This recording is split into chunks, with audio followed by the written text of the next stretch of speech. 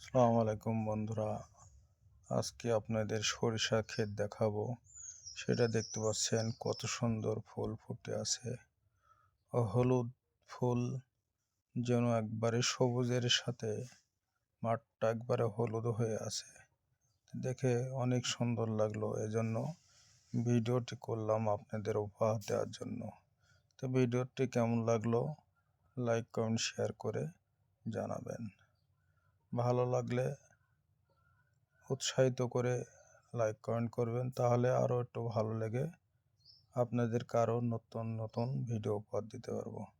তো বন্ধুরা দেখুন কত সুন্দর লাগছে, হলুদে সমারোহ, অনেক মজার, তাই না?